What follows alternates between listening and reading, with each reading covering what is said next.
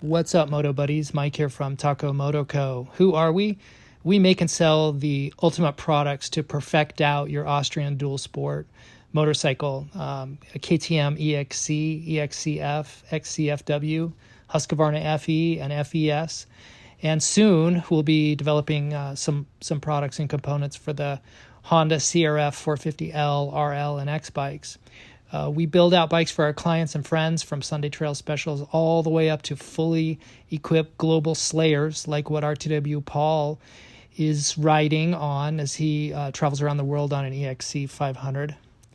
In late 21, we'll be rolling out a full service suspension shop as well as a motor program, full rebuilds, blueprinting, balancing, getting rid of the motor buzz and the big bore KTM thumpers, top end, valve grindings, the works.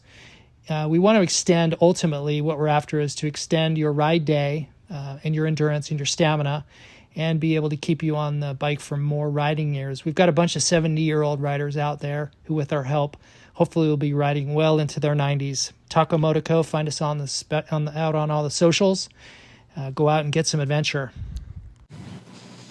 With Tequila flowing, Jimmy, Matt, and Logan work out your motorcycle and motorcycle-related product questions. Why power adds weight, how to make your bike go faster, the old XC versus XCW mixed with 300 versus 250 questions, how our reviews are awesome and just manufactured, are mousse tubes safe, and how the Suzuki DR650 is now the best bike in the world. Welcome to Tech Talk Taco Tuesday, episode number 59. This is the show where we talk about things. What do you talk about, Logan? Motorcycle questions and motorcycle related products. Oh. Right, good. Yeah, you're getting better. One of these days you're gonna nail that. So, I'm here with a couple of my co-hosts, some local dudes from around the way. I got, of course, Logan the talker, and got Matt Mattoon, who was a local. He ditched us, but he's back for on to greener pastures. There's no green here, so I guess it's not really greener. It's just green. Yeah, he's on to bigger and better things, going to college like he's supposed to, but he's quarantined now or locked out because had to come home. They kicked him out of school because there's no learning during the quarantine. So, tonight's show is brought to you by KTM, Climb, DDC, Delaney Drive Components, and Kate's Bars. Because sometimes we're powered by Kate's Bars, right? Yeah. I'm on a limited Kate's Bar power supply right now. I know there's only one in this box over here. I know, it's like, and it happens to be my favorite flavor. Oh, it does. Yeah. So why wouldn't you be like every other co-host and just steal it? Well, because it's the last one, and I don't want to be that guy. You know. I'm going to tell you something about being that guy. Okay. You can do everybody. This is my take on this, and you call me what you will after I say this. It's like I feel like I do everybody a favor when I take the last cookie on the plate or the last Kate's Bar in the bin. I just go. I have no problem. Like when I see somebody take the second to last one, I go in there and get that last one.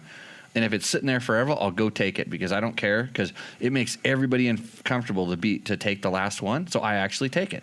Okay. And then I don't feel bad about it. I feel like I'm doing everybody a favor, just like they feel bad. And then they all look at me like, oh, that guy took the last one. So whenever I'm at a party and I notice that all like the cookies are gone or whatever is left, I'll just know it was Jimmy.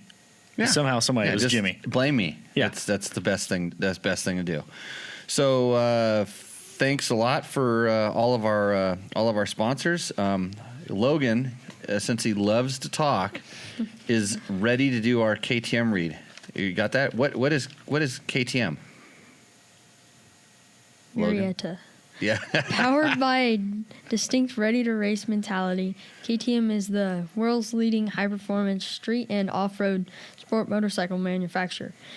With North America headquarters based in Marietta, California. Over the years, KTM has built a reputation on a fierce competitor on racetracks around the world, and the brand's remarkable global success is reflected in every product it develops and every move it makes. Right on. So, Logan, what do you ride? KTM. So you hardly even have to say that, do you? It's just you would what would you say? What's your favorite bike? KTM. Oh, good. That's a good answer. Yeah, and that just can't. You didn't even have to think about that much, right? So yeah, thanks for KTM. I will have to say, and Climb makes, I feel, some of the world's best motorcycle riding gear. I wear Climb for fun. Matt, what do you wear? I wear Climb. Yeah, I saw you today. Yeah. That XC jersey, I still think it's like one of the best ventilating jerseys out there. Is really good. Yeah, I was wearing XC stuff today. We flat tracked. The three of us flat tracked today. I dominated over these guys. Yes. Used my why. old age and experience and the fact that I own the track. And I mean, when I say I own the track, I really do own the track. Yeah, you made it. Yeah, I made it. I own it. I'm trying to teach these guys to perfect prepping of the flat track because that's really critical. Consistency is a big thing out there. Mm-hmm. So yeah, we were wearing our Climb gear. I was thinking today, as I was wearing a different brand helmet, I had to reach up and actually buckle the helmet. And if you have never seen this little buckle that Climb helmets have, they're called a fidlock. And it's on their higher end helmets. And it's a little magnetic clip that comes on and off only one way. It's just weird. You just pull on it, but it's real easy when you know how to do it. It pulls off, but it will not come undone unless you specifically pull it that way. And I get pissed off every time I'm wearing a different helmet that doesn't have that system because it's so nice. And when we're in flat track, we're doing 10 or 15 minutes, pulling our helmets off, dragging, prepping the track, put it back on. It makes a big difference. So if you haven't seen a Fidlock helmet thing on one of the Climb Cryos or any of their helmets, check them out. Really good products. So what else do we have? DDC, Delaney Drive Components. That's ddcracing.net. Logan's going to pick that up without making a ton of noise. Both of you guys, that was good. Synchronized. Yeah. It's like we've done this before. Yeah.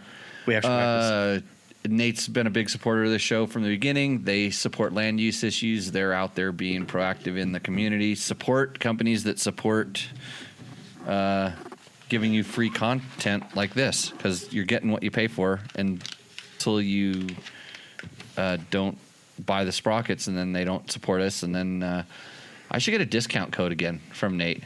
Then he saw a few people actually bought them. But yeah, if you need sprockets and chains and kits and stuff like that for your dirt bike, DDC has them.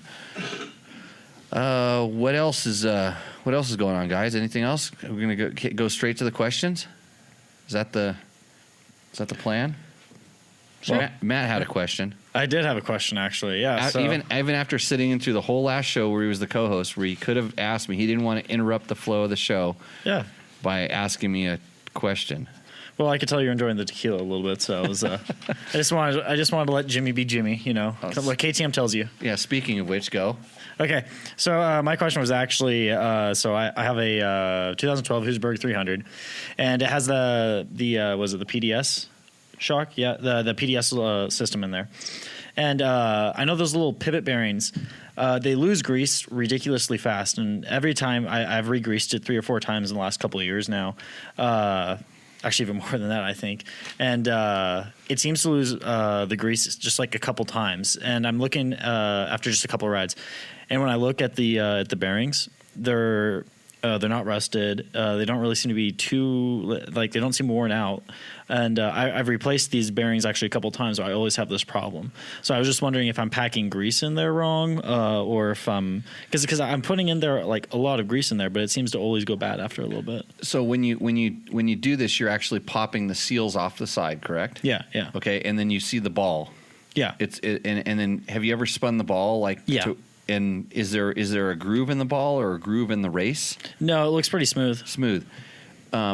So what I do, it depends on the bearing manufacturer, all different kinds of things, because and it depends on the type of bearing. And so when it's a ball, I tend to try to spin the ball, kind of 90 degrees. So you're looking at the round surface of the ball, and then there's kind of the two slots going through, in the area where the bolt will go. Yeah. And then I take grease on a small screwdriver, and then I kind of wipe it up into the race, into the channel, and then I'll smear grease on the side of the ball, and then I'll spin it 90 more degrees and do the same thing. So in theory, you've greased, you spin it 90 and rotate it 90, and then in theory you've kind of greased all the possible surfaces. Yeah. And then I spin it around, and just with the like I said, a lot of times I'll stick the screwdriver in there, and I can use the screwdriver to rotate the sphere around, and move it around, and that will smear the grease around and get it in there. Sometimes the tolerances are pretty tight. So if it's drying out that quick, you could be using maybe not the right type of grease. Okay. And there's a lot of different types of grease, and I've used Maxima, makes a really nice grease. Silkline has a really nice grease that was hard to get. And the good thing about the Silkline one is they had this little thing inside the container that you push down on, and the grease came out of the middle, so it was really easy to get pieces. But a good motorcycle company grease. I mean, the tub will last you for 5 years. Yeah. And it it's maximum $20. If you pay even that, sometimes they're 10. But I've heard they're good for bicycles too, actually. Yeah, so I would apply enough in there, and then when you line the ball back up like it's supposed to, then there's the sleeves that go inside of it. I lube the outside of those, and then those punch kind of into the seals, and there's usually a little area around when the seals are set in. There's an area in there that has an airspace. I pack grease into that airspace, so that the whole thing's kind of packed in, and then I put it together, and sometimes some squeezes out, and then I clean all that off with a rag and call it good. Okay. It depends on where you're riding, how often those goes dry, but I only do it when I service my shocks, shock or suspension stuff, and that's maybe every 40 hours, depending on it depends on the bike, right. How hard I'm riding the bike and whatnot. But and there's sometimes they're relatively dry, but not super bad. Okay. So what you can tell when they go bad is when you start, you put the bike on the stand, you lift the wheel, and it goes kunk, kunk, kunk, kunk, kunk. Yeah. Because sometimes you can hold you hold the shock, and is it the upper one or the lower one, or is it the swing arm pivot, or is it wheel bearings? Right. So you can kind of chase that down. And on shock linkages, then you have an additional 1, 2, 3 other things to lube, right. And a lot of times those are needle bearings, or maybe they're just plain bearings. All different kinds of bearings in there. But good question, Matt. I'm glad you're doing the maintenance on your bike. Which is kind of strange because you used to not do that. Hey, lessons learned, right? Exactly. I actually need I think I need to order a carb rebuild kit for it, because when I was at a motocross track last weekend, I noticed it was leaking pretty bad from the carb. The gas was out of the overflows or out of the carb itself. I think out of the carbs itself, like on the sides, like where the float bowl connects to it. Yeah, could have dried out. Could have dried out. But carb rebuild kits are usually a good investment, especially when it's sitting for a while. Yeah, definitely. So a couple other little announcements I have. If anybody's familiar with the Backcountry Discovery Route. That's basically adventure bike riders. They have these different routes in different states that are just off the, kind of beaten path, fun adventure bike routes. If you haven't checked it out, search Backcountry Discovery Routes, and you can find that. They have lots of videos. There's all kinds of stuff there.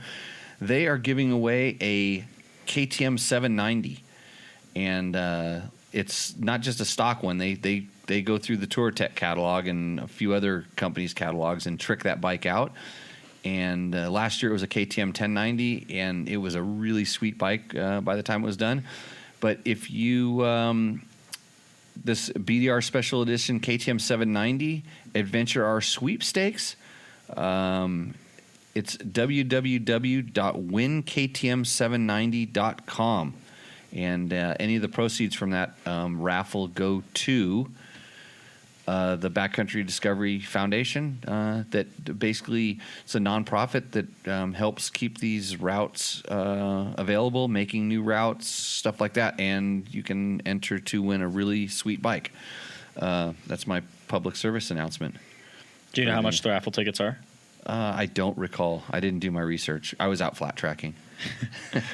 I'm actually going to look it up right now because I'm really interested because I really want a new bike. Yeah, it might be worth it. I mean, man, the guy that won the 1090 last year was so stoked. He got such a good bike. Teresa Rubian, you got that? Rubian, how do you sell that? Rubio. It's just Rubio? I don't know. Rubiano. Okay, what's the question? Jimmy, can I use bib mousses on a dual sport short trip on street, 20 minutes max? And what color throttle cam do you use? Do you have in 2020 KTM 300 ECW when you tested it? So, can I use bib mousses for short trips on the street, 20 minutes max? Yes. As long as you're not going 90 miles an hour for those entire 20 minutes, which would be illegal. Little, short jaunts on the mousses are not going to hurt them. When I do mousse durability testing, I tend to take them out onto a dry lake bed and run them at 90 to 100 miles an hour for 20 to 30 minutes, and to see if there's any adverse effects from that. And usually, that's not. I mean, they do heat up. It depends on how much you're spinning the bike, spinning the tire, and generally on pavement, you're not spinning your tire. What really kills mousses is those UTV bumps. Those UTV hoops that are, 8 inches apart or something like that. Yeah. Riding on washboardy, but those are like gnarly washboards, that will kill your mousse. So high speeds on those will really do a number on your mousse. But no, that shouldn't hurt. Short dual sport trips should not hurt a decent mousse that's lubed up well and properly sized. All the normal stuff. Maybe if you are running one of the super soft ones, the extreme enduro ones, yes, but a normal one, no. What throttle cam? I don't know. I didn't know that there's different color throttle cams on a 2020 KTM. Are there? Maybe somebody in the chat room can. Yeah, I don't know. I wrote it however it came stock, and I don't know what they had in the bikes that we tested because I never took the throttle cam off. And I never felt the need to. So, and I haven't seen personally. I have not seen the parts bag that comes with it because KTM a lot of times would have. Well, they used to have different color power valve springs in it, but now maybe they're putting different color throttle cams in it. I don't know. Maybe that's a thing they want to send out. Maybe somebody can kind of check in if they know that specifically. But I ran whatever it came with, and I can't be 100% sure whether it came with the one that it's delivered with at the dealer because I never checked. So, but I suspect it was the way it was stock because those guys don't want to change anything. What's the so I looked up the raffle ticket? $20? So it's like you can donate, and donations as small as $25 will get you entered for that raffle. Right, I believe if I read it correctly. Okay, yeah. Let's see. I'm going to read the next one. My name is Keith Hamilton. I got that right first time, huh? Yeah. Good old American name. That's easy to do. Yeah. A longtime fan and even longer time rider. I'm riding because I am in the search for my next bike, and I have a few questions about durability and serviceability that I can't seem to find online. I'm a big guy, 6'6", 250 pound, who prefers the upright riding position of dirt bikes. Here on the East Coast, my riding will be approximately 80-20 street to dirt, with hopes of returning west one day. I've narrowed down my choices to the Africa Twin, the KTM 990, 1090, or 1190. Knowing that you are very familiar with KTMs, would you choose a 990, 1090, 1190 over the Africa Twin? For your information, I always loved the look of the 990, and there was a 2012 with 8,000 miles for sale. I plan to do all service and maintenance myself, so I would like a bike that will stand the test of time. Very descriptive, tells me what's going on. He's looking at basically adventure bikes, and he wants to make his decision based on durability. And so I answered him, and this is basically what I told him.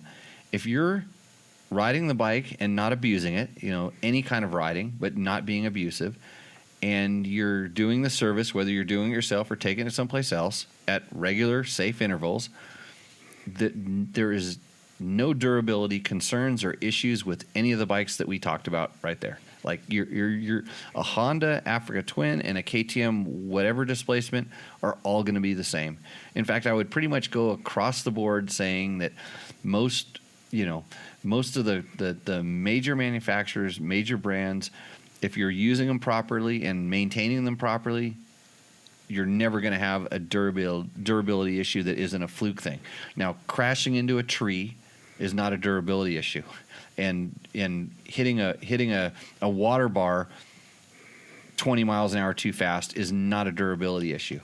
So hitting whoops on an adventure bike, not a durability. Holding the bike wide open in the sand and pumping the clutch is not a durability issue. So normal use, you're not going to have any problems. Now, if you start doing these certain things, if you want to abuse the bike, then we can say certain bikes might last a little bit longer or might handle that a little bit better. But brand to brand, you're not going to see any big differences in that. So, Keith, thanks for chiming in. Where's Mark Bermcannon? Where's he at? Has he been following him on the internets? Oh, no. Is he in there? Yeah. Has he been putting up? Because I want to know where my KTM 390 is. When he took that thing, I really thought he was going to be back in 3 days. I thought, this bike might be a little, too novice or entry level for him. He's been riding forever.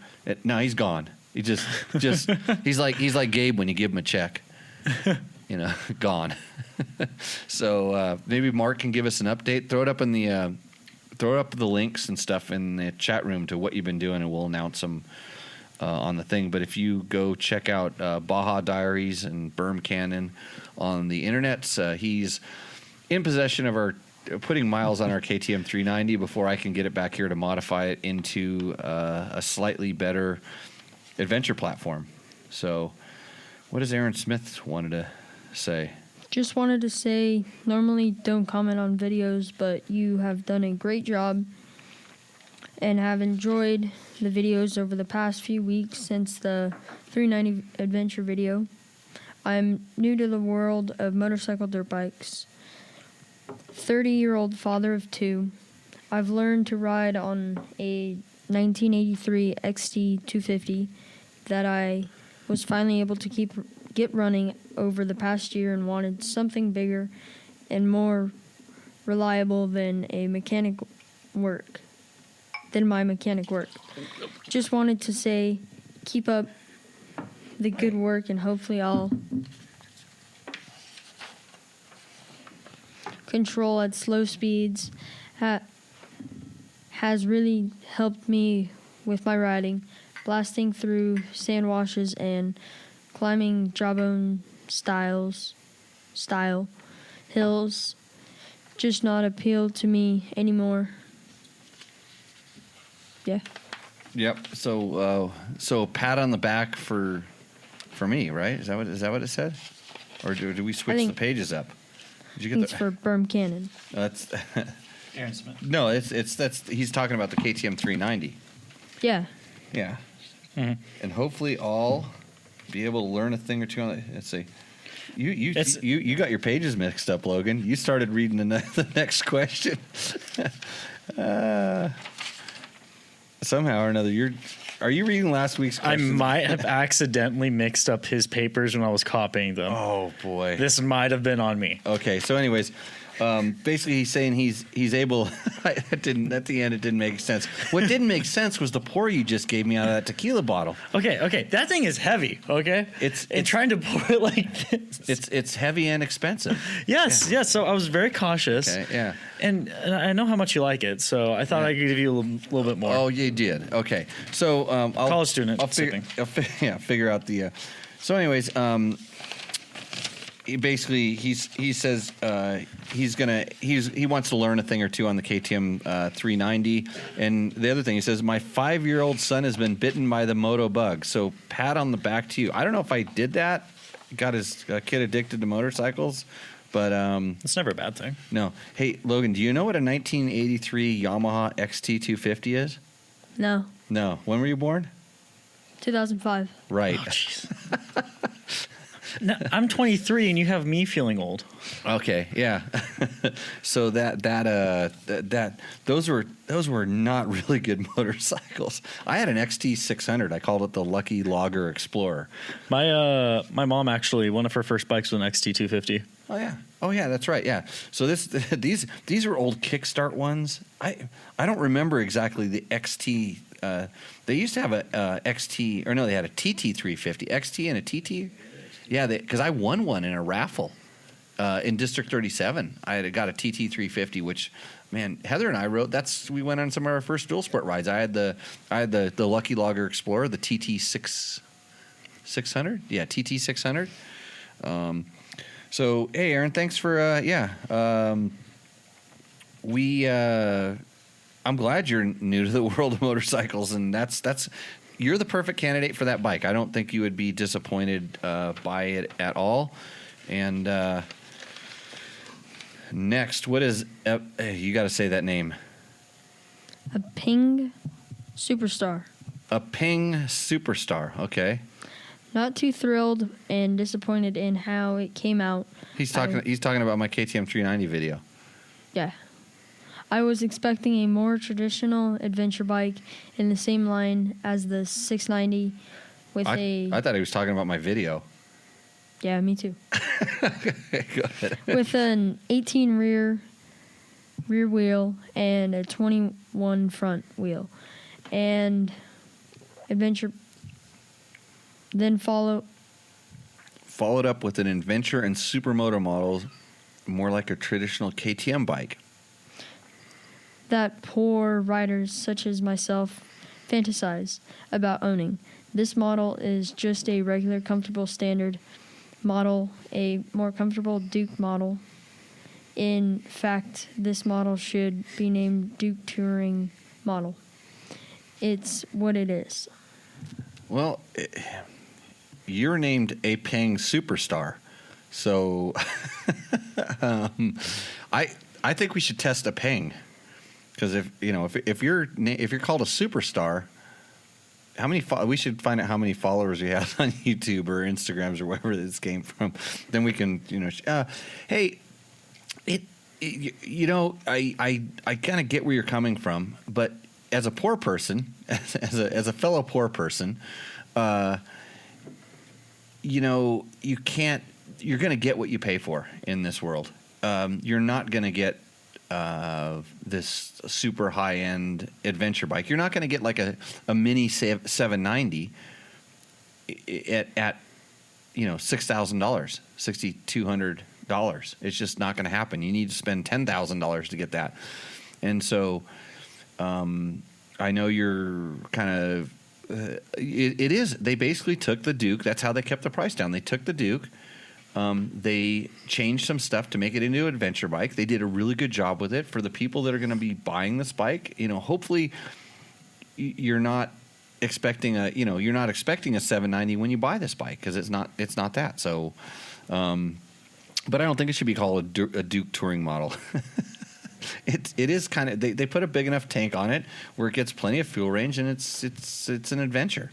So the suspension actually works pretty good for that bike. So in an adventure setting, I think it could do with better tires, but we're dirt bike testing. We're biased that way.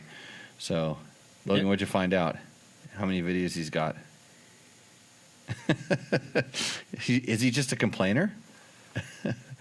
Or he's a gamer? I can't figure out yet.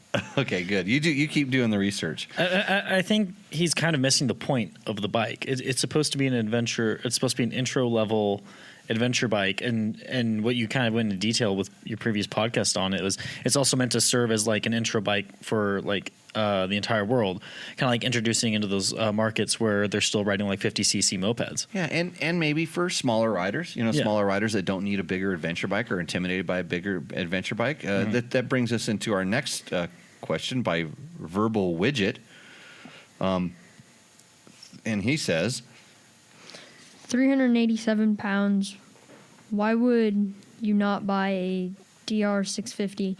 Seat height should be low with only 7 inches of suspension. This was almost like a paid KTM impression, not a test. Very sugar-coated review.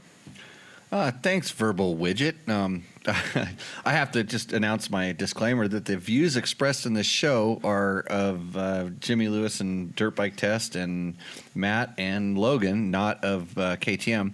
But it was not a paid KTM impression test, and it wasn't sugar coated. It was actually the fact. And do you think that Verbal Widget owns a DR650? And he's just pushing his agenda on us? You're thinking that? I think so. Yeah, your head went up and down. You fully agreed with me there. Hey, I think a DR650 is a great bike. In fact, I will, out of all of the 650s, if you're looking at a 650 single-cylinder, dual sport, kind of like, I think the DR650 is the best compromise out of all of them when you're talking about XR650L, KLR650, the KTM. We'll even throw the KTM and Husky 690 701 in there. I think really, I literally believe is the DR650 is the best one of those bikes for just kind of doing everything. It has a great motor, just a chug along good motor. The only thing it suffers in is the fuel tank. It's got a small tank on it, but you can get a big tank for it. Yeah. But the suspension's comfortable and plush. It does everything good. The seat height's actually pretty low, where the XR650L has a tall seat height and kind of a funky transmission. The KLR 650 feels like it makes only 2/3 of the power of the other bikes. But when people say, "Hey, I'm thinking about getting an adventure bike," and I say, "Buy a KLR 650." Yeah, that's my first answer because it has a big gas tank. It's still it's my uncle's, but I still like my 650, the KLR. Yeah, so it's a great bike. You're lucky Big John's not in here because he'd be telling you KLR 650 stories all day long. Oh, he's got some good ones too. Yeah, and he's like the early generation KLR 650. But anyway, so they have that Barbie. They have that Barbie KLR, and that one's the pink. I would buy the Barbie KLR so fast. Yeah. So Verbal Widget, thanks for beating us up. I wish we were getting paid more by KTM to do impressions. So no, that's a full that's a full test. It's good. We have some questions about our CRF 450. I nailed that question. I answered the guy on the internets. For the CRF 450X mod, CRF 450L Ventures asked, "Hey, what's up? I'm in need of some help. I got a full system FMF Q4 Megabomb, but it seems to be a little too long for it. The muffler is a perfect fit. It seems that the header is a little too long. Any suggestions? Thank you." So I told him, I said, if it doesn't fit, I'm guessing that you on accident or somehow inadvertently got the wrong header. And I was right. I'd never seen this guy. I just said, hey, if it doesn't fit, it was probably the wrong one. He actually got the wrong one. He didn't tell me what it was, but I was guessing he probably got one for a CRF 450R and not a CRF 450L on accident or, however it was, but that's what happened. But I also went in to say, if you're having trouble mounting your exhaust system, and I've seen a lot of guys do this, they'll actually go and bolt the header on and tighten it up, and then try to slip the muffler onto it. And that whole system has to be aligned properly. And if you tighten the header up, it's in a round flange, and you tighten it up and can kind of go crooked. And if it's tilted down or up, it's going to change the position of where the header and the muffler junction is. Sometimes on some bikes there's an additional bolt hole, but if you look at the bolt holes on the chassis of most bikes, it's not a straight bolt into a fixed nut. There's always a sliding a sliding fitting on there. There's some way to allow it to move, and that's mostly to allow for chassis flex. They want the chassis to be able to flex and not try to tear the muffler, break the muffler, affect the muffler. So I said, hey, make sure that your header, and this is something that anybody can use, when you are installing your header and your muffler, put them on loosely. Put them both on loosely, kind of slip fit them. And typically I will, have everything loose, wiggle it around. I will tighten the muffler first, because the muffler has two bolts that are very, you can move it around, but I'll make sure everything's kind of close. I'll tighten the muffler first, then snug the header down, then loosen the muffler, wiggle it around, and then retighten it. So you're kind of like centering everything up in the best position that it can be in. And the last thing I tighten is if there is a second, like farther back towards on the header, back towards the muffler, if there's a bolt there, that's the last one I will tighten up after everything's, set and lined up. So a lot of times when you have people complain about their bikes popping and backfiring, it's an exhaust leak, because your exhaust system is in a bind and it's allowing air to sneak in there.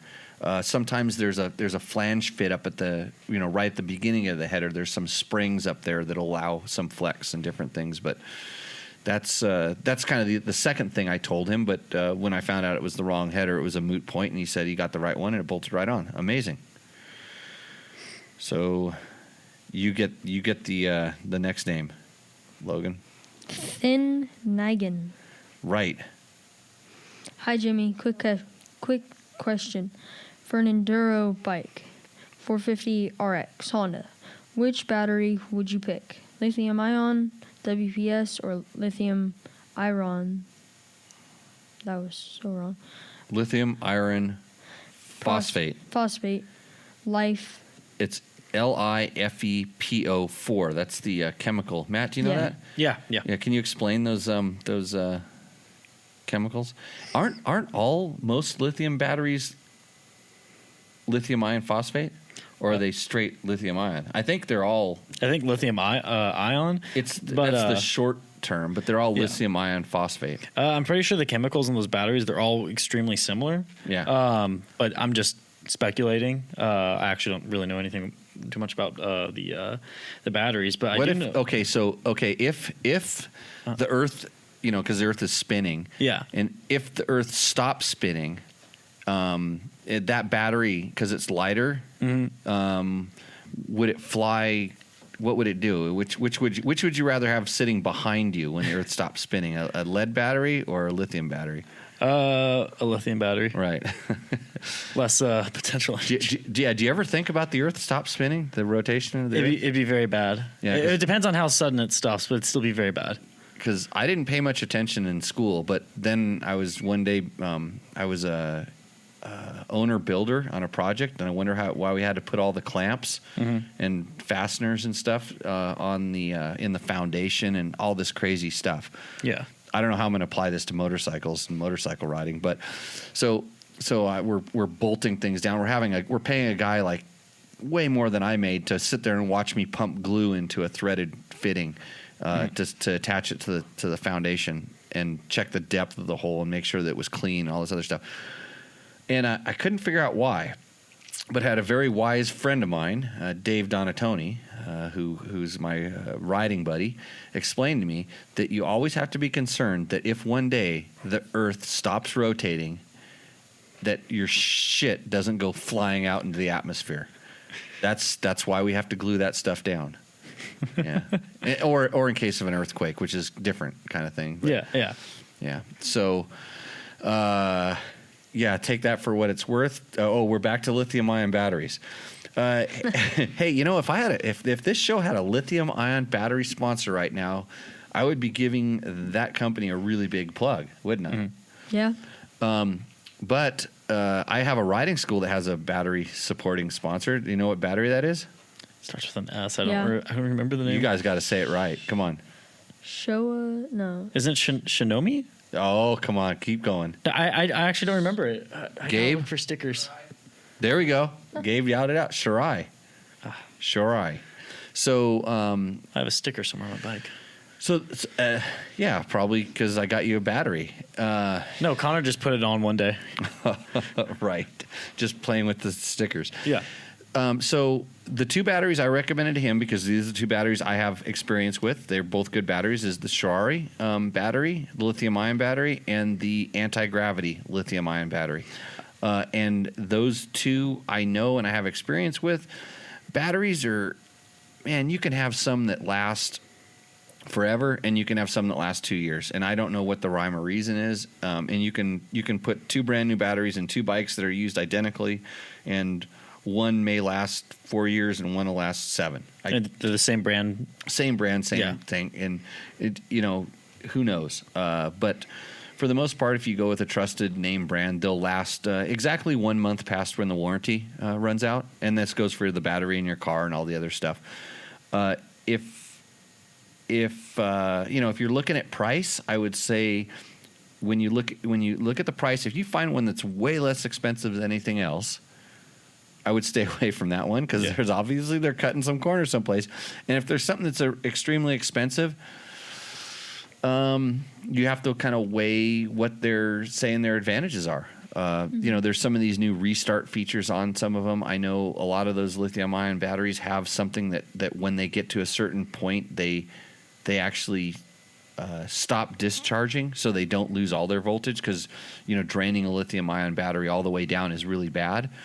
Some of them have had difficulties in charging. There's all different things, but I have Shirai batteries in probably 37 of my 40 rental bikes, and can report that they're really darn good. It was funny because I pulled some out this year that had gone bad, and they'd been in there anywhere from 3 to 7 years. Wow. Yeah. And those bikes sit for 2 to 3 months at a time, and get tested in that way. So, anyways, I don't have. I have one bike. I don't have one bike that has a WPS battery in it, because the WPS battery is out of the bike because it wasn't cranking very well. It still shows it holds a charge, but it doesn't have the cranking apps, and I've never used the Mighty Max, so I can't comment on that. And that's the firepower battery, right?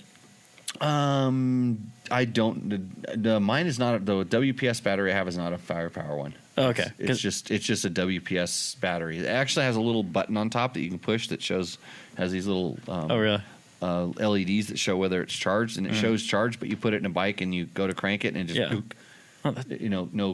just means the cells have calcified, or whatever cells do. So there's ways to bring them back. You can see all kinds of videos on the internet on how to rejuvenate batteries at your own risk. Yeah.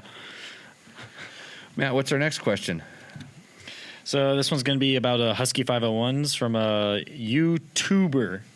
How often do you have to check the valve clearance on the 2020 Husqvarna FE501S? The manual will tell you exactly when you're supposed to check the valves. I mean, like to the hour. Mm-hmm.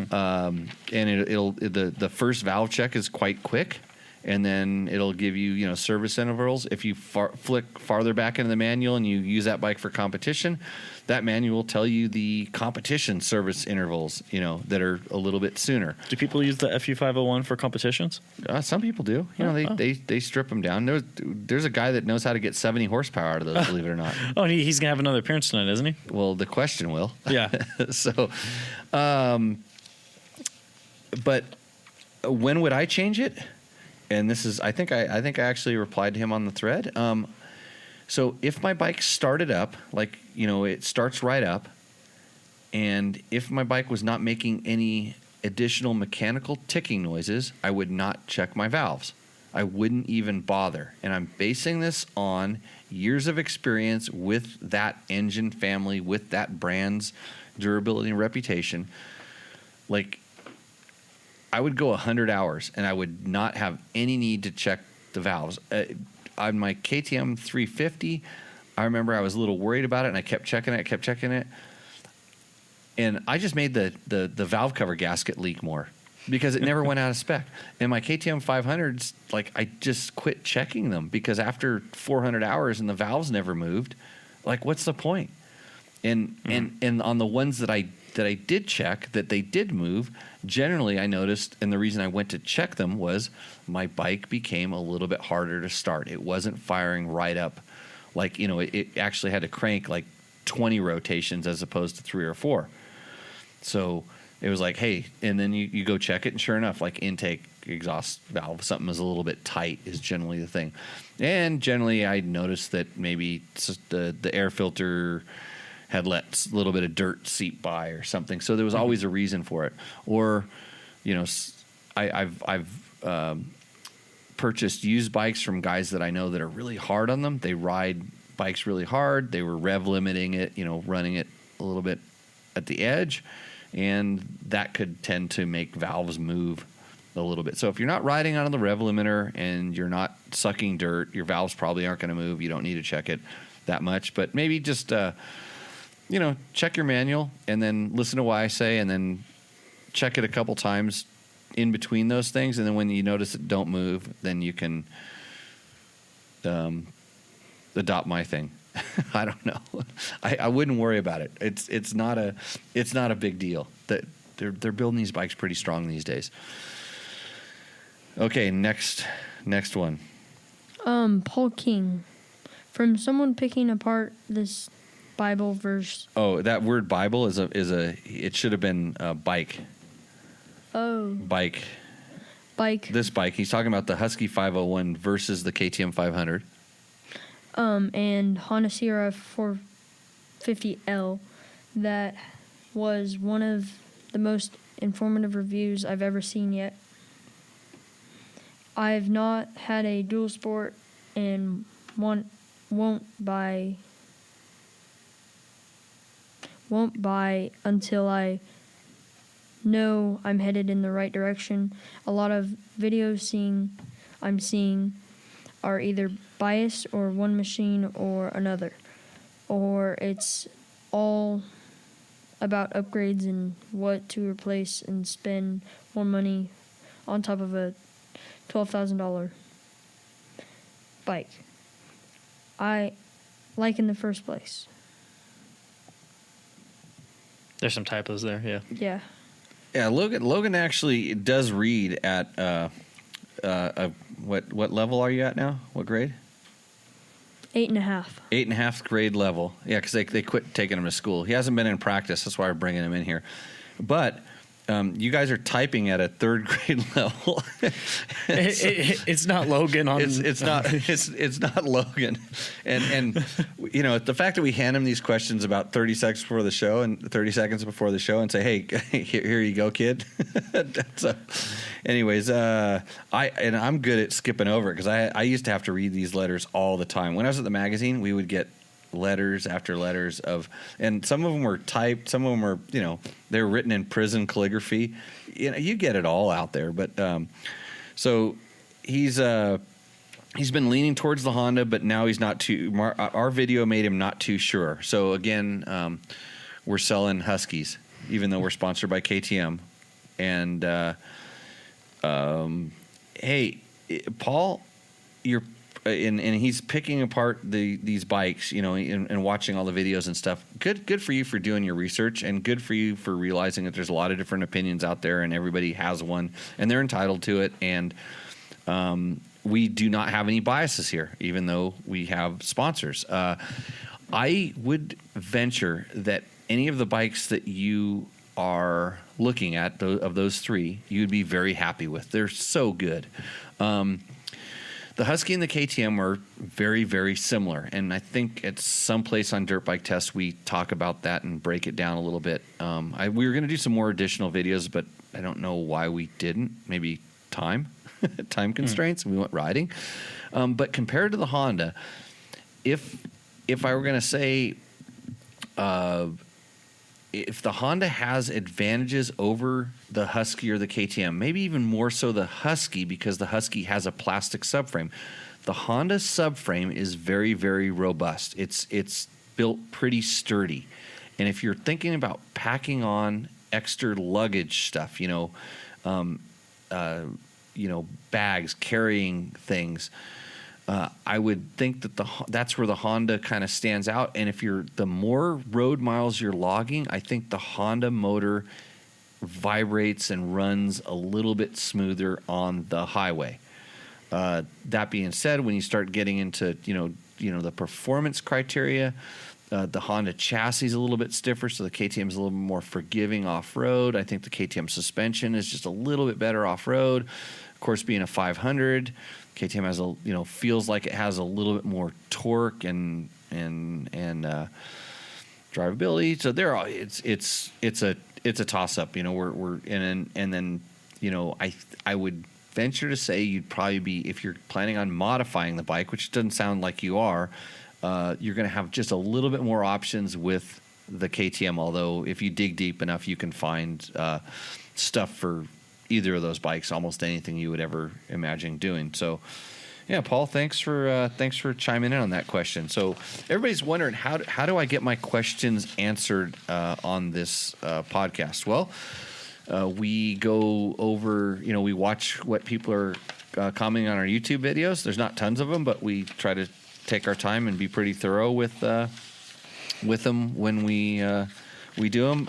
We ask for questions usually on Tuesday morning on Facebook. We copy those down and do them, and then Matt brings in a question or two sometimes. Occasionally. Do you got the next page? Yeah. Okay. Yeah, what's the next question? Thanks for sabotaging the show, Matt. Yeah. Thanks for pouring that big old pour of that Classe Azul. I can get you another one. No, we're good. Okay. I could use a cerveza. No, not Reserva de la Familia. I said cerveza. Well, hey, Ned. I don't have that here. You know where the fridge is at, right? It doesn't have to be asked twice. Brand, yeah. So, okay. Next question. Kevin Moore. Right.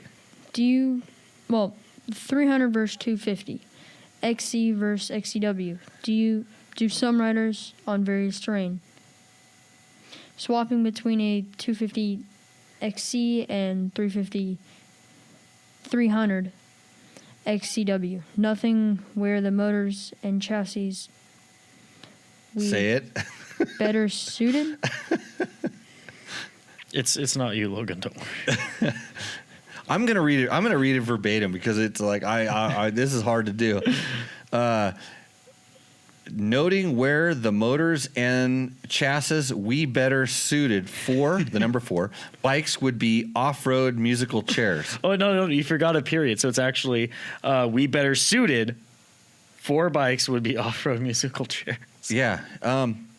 Kevin, we don't speak your language, which might be English, but it's okay. No, that's his first language is English. He wants us to compare the 250 and 300 KTMs and XC versus XCW. I think he's trying to tell me how to test. He's saying, do some rides in various terrain, swapping between the 250 XC and 300 XCW. Hey, you know what? I actually did that. I did that at the intro. Oh, yeah? Yeah, I did it. Noting where the motors and chassis, I'm going to say the word we are better suited. 4 bikes would be off-road musical chairs. So I think bounce between them. Yeah, so he's talking about even going between the 300 and 250. So in that world, the more you like to rev, the more you will like the 250 motor regardless of the platform. The 250 and 300 XC and XCW motors are identical. They're the same. There's no difference. The power characteristics are the same. The transmissions are different. So, but the way the motors run is the same. So, if you like to torque, the more you like to torque and have the lower RPMs, upshift a little quicker than revving the bike out, the more you're going to like the 300. The more you like to rev, you're going to like the 250. XC versus XCW. So the transmissions. If you are not very good with timing your shifts and you're going to do more, we'll call it, racing type applications, and you need a tighter transmission, then you're looking at XC. If you know to rev your bike a little bit longer on the gears where there's a little wider gap, then go XCW. But the 300 pulls those gaps, bridges those gaps a little bit better than the 250. You get me, Matt? Am I? Mm-hmm. Yeah. You're getting spot on. Yeah. So the 350 and the 200, that's kind of the different there. So when you go to the chassis, again, XC, if you're going to go and do motocross or more aggressive stuff, XC. If you're going to be trail riding, XCW. I think we answered this at a 7 out of 10 shows. We answered that question. Mm-hmm. It's a pretty common question, surprisingly. And it's not hard to find the answer. Yeah, I get better at it. Yeah. I get a little bit better at answering that question. Don't you think, Logan? Yeah. Yeah. Okay, we can skip Matt Mattoon's question. That dingbat, we don't answer his questions too much anymore. Is it because I'm going back to Reno? No, you can. Yeah, it doesn't matter where you're at. Okay. Oh. This one looks like it's been through a war. This suds. There's a refrigerator. We have a refrigerator. Yeah, There's nothing. It's low tide in the refrigerator. low tide in the refrigerator. I saw a High Life in there. Tide went out. Yeah, I think there's a Miller High Life kind of way in the back, way there past, way down there on the bottom, someplace. I don't know. This is the guy that wants to help you out with getting a Pigard 26. That's the guy that's going to help you out. What's the question, Logan? So if you are sponsored by KTM, does this mean you can only train KTM/Husky team riders for Dakar and other road book type racings? And does this mean we will unlikely see a Sherco or Beta or insert non-orange thing test? Congratulations on the sponsorship. No, the fact that KTM is supporting the show does not mean that we're going to change anything that we're going to be doing. Thank you, Ned. In the way that we operate, they're just making it so that we don't quit doing this, and then you would get nothing. So if I'm sponsored, does it mean we can only train KTM and Husky team? No. They don't want the Husky and KTM don't want me to train their Dakar riders. they've got a whole team over in Europe that does that. So I can train whoever wants to come and get trained. So anybody that wants to work hard. But what if I want to get trained? You better get a good sponsor because the budget is like astronomical. Astronomical. What if I said please? Do you think I have a soft side? No. Yeah. No, please. Yeah. Matt, it's hard work will pay off. So we'll see. Yeah. What do you want to go to Dakar now? What did you want to do? Remember when you first started? I wanted a desert race. You wanted a desert race. Yeah, I wanted a desert race really bad. Really bad. What happened? Oh, my grades got really bad. So my parents wouldn't let me race. Right. But you weren't ready because you did race a couple times, right? I raced 5 desert races. Okay. Yeah. And the results speak for themselves? I almost won one of them, but I got too concerned I got too laid back in first place, and I started letting off, and the guy caught back up.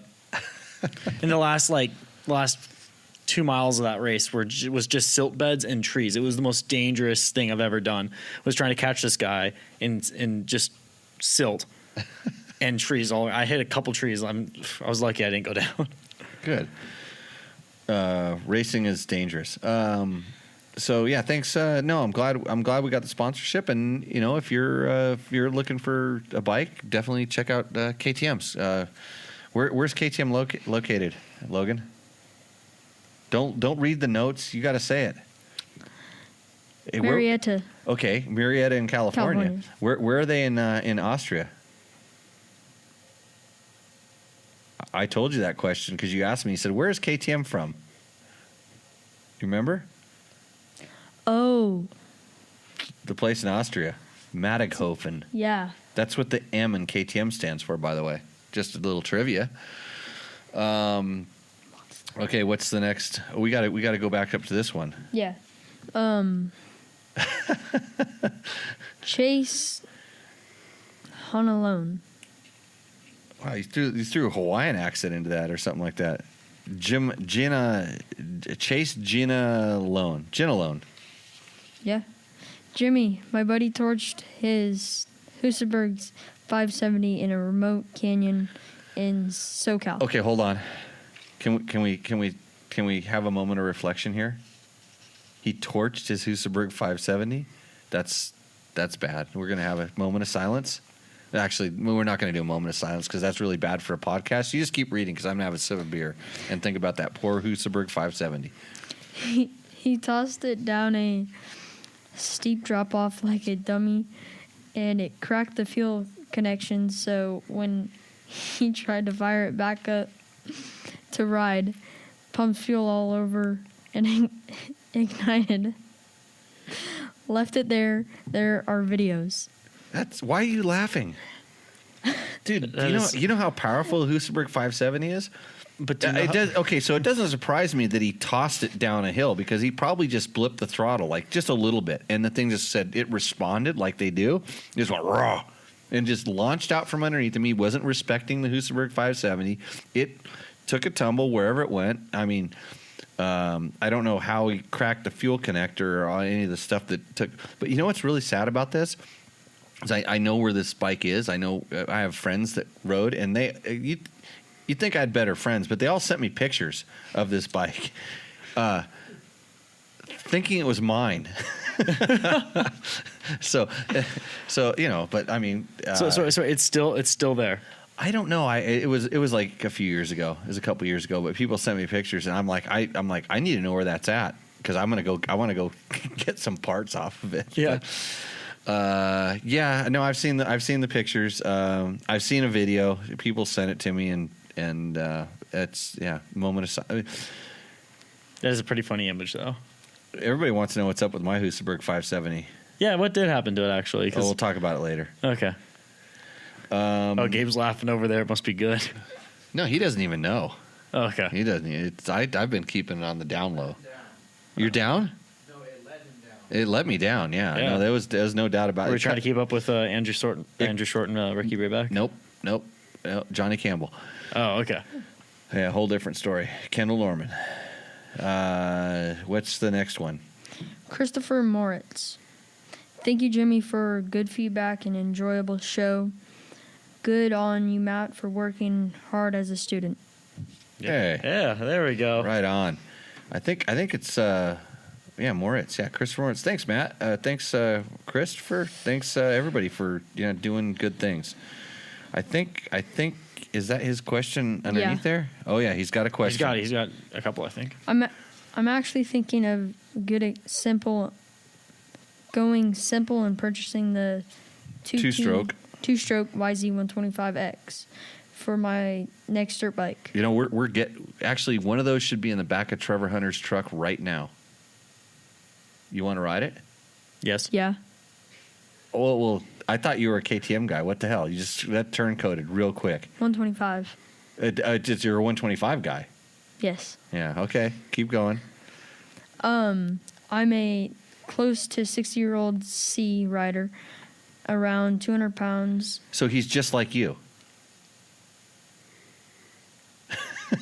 Who? No. Yeah, I know. I'm just joking. Is that tequila hitting again? No. I'll have to not pour you so much next time. Yeah, no, I just wanted to see if Logan's thinking while he's reading. I'm looking to go light. I'm thinking it would actually help hone in clutching skills. Last dirt bike was a 05 300 EXC. I bought it new. I raced desert on it. The bike I took to your school is my Beta 498 dual sport. I just sold that bike that was thrashed, the 300 XC, a few years back and got a Super Tanneray. So what are your thoughts for single track trail rides? Am I being nuts getting such a small bike? Being honest with myself, after taking your class, I've slowed down. Bringing in control at slow speeds has really helped me. My riding based through blasting through sand washes and climbing jawbone style hills does not appeal to me anymore. Does it sound familiar, that last sentence? Yes. Thanks, Matt. Remember you switched up his pages? Oh, you got the questions. Yeah. Mixed up. So, It's a preview. Christopher, so you're all over the place, man. That's why I asked Logan. Logan, do you have any advice for him when he's talking about like the clutching and the? You probably remember this guy. You remember? I think so. Yeah. From the school. By the way, you don't recognize Logan as a certified motorcycle training coach, right? You think who would want? How old are you now? 14 Yeah. and a half. Almost. Yeah, like 60-year-old dudes getting lessons from 14-and-a-half-year-old kids, but it happens when these kids are really well schooled in how to identify a problem and kind of go right to the root cause and say, hey, you're out of balance, or you're not, you're dragging your brake, or your body position is completely out of balance. So I think that getting a small bike is good because it will teach you a lot of things, because you're not going to mask some issues with power. You're going to have to pay attention to the RPM you're in, at your RPM you're at. You're going to have to pay attention to the gear you're at. The lightweight feeling is incredible, especially when you're out of balance. But on a bike like that. But it just doesn't have the torque. Like when you're a 200-pound person like me, you can't just like be in the wrong gear and roll the throttle on and expect the bike to pull you out of it. You have to bang a downshift or maybe two. You have to be good with the clutch to allow the RPM to come up and then settle it, so you don't like either spin the tire ridiculously or bog the motor. The X is much better than the it has just it has a little bit more torque, but it's still kind of a really racy bike, like any 125 for that matter. So I think you're dealing with kind of a double-edged sword, or a slippery slope, shall we say? You think the same? Yeah. Yeah. What do you have an idea on a better bike? Not a smaller bike. No, not a small, but maybe I would say where you're at and stuff, maybe a 250 4-stroke, because you just get that little bit of additional torque. You get a longer spread in the power band, and the weight difference isn't that big. It's not that huge, but when you start talking about technical trail, that's when it gets difficult. If you're on regular flowing trail and stuff that isn't really crazy, where you don't have to really rely on the clutch, the YZ125X would be fine. But maybe in this case, maybe a YZ250FX or a WR250 could be a slightly better choice. I think you would just enjoy it more. I have a YZ125 in the garage that Matt asked to borrow, and then he asked if the Tequila was talking when I said that, and I was gonna say, bring your bike over right now, ride your bike over to my house right now, and I was going to look at it and see how well it was maintained and taken care of, and then I was going to make the decision on whether I was going to loan you the bike. Yeah. That was going to be the deciding factor, not the tequila. So I promise it's in better condition. But back to the YZ125, I take it out. I don't go do super gnarly technical trails on 125s anymore. I used to do it all the time because I wanted to stay at a very, very high level and be, make it easier to ride bikes. Then when I got on my 250 or whatever, the trails were just easier. But I don't do that anymore. I take that thing out when I can rip it, when I can hold the throttle wide open and places that are, they're technical but not super technical. And so there's a time when a 125 is the funnest bike ever to ride, period, and that'll never be replaced. But you just have to kind of decide what you're shooting for.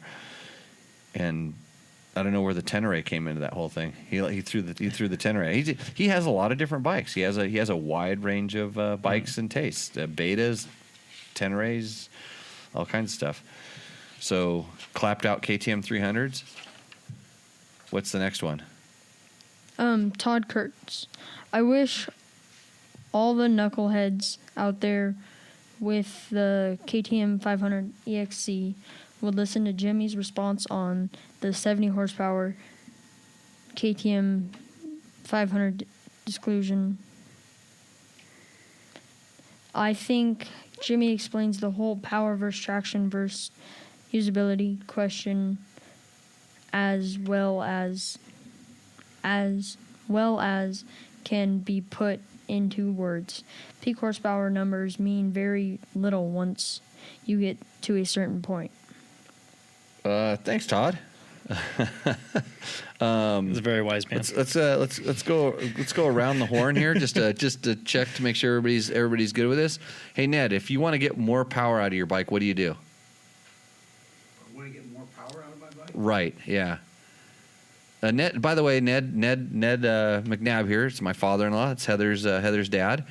What kind of bike do I ride? Well, I don't care what bike. It works. I have a Any technique bike that works on any bike. So you don't watch Tech Talk Taco Tuesday religiously? No. Man, I can't even get my father-in-law to watch or listen to this show. This is pretty bad. Matt, no, I'm going to go Logan, you get next. What's the Shift up, more throttle. Right. Wow. What, you agree with him? Oh yeah, but he didn't get enough of the chicken wing. Okay. Don't chicken wing. Gabe, really? What's more throttle? So 4 out of 5 people in this room right now are absolutely 100% convinced that if you want more power, you turn the throttle farther. I think that's the one bit of free advice we give on this show all the time. Because next time you really think you want more power, figure out where your throttle's at, and if your throttle's already wide open, check your RPM. Just kind of if it's not really like revving, if it's like at maybe half of the RPM, you can downshift and you will get more power very quickly. Yeah, or quick downshift, like Logan said. So. I'm gonna grab the next question because it's a long one. Yeah.